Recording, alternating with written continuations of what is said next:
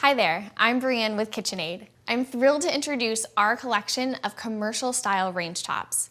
We've got great options for you, whether you're creating your dream kitchen from scratch or upgrading your current setup. 30-inch range tops are the perfect size for smaller kitchens.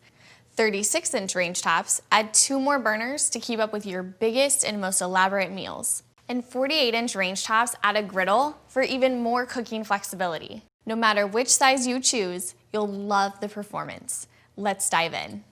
These 2 burners are dual flame burners. 2 levels of flame give you precise control. See how it's low and diffused here?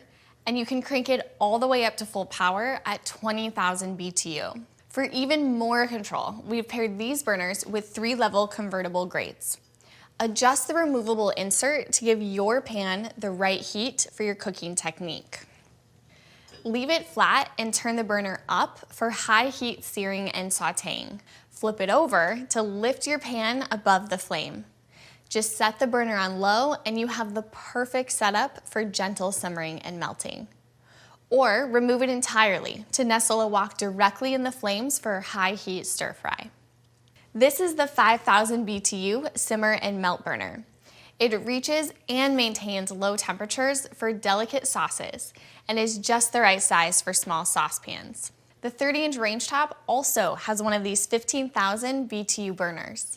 The 36 and 48-inch models have 3 of them, so you have plenty of power when you need to keep lots going at once. The 48-inch range top also includes a chrome-infused griddle. The large, smooth surface and recessed design make flipping food easy, and it cleans up quickly with just water. One final note, if you're upgrading from a conventional gas or electric cooktop, you'll need powerful ventilation to keep up.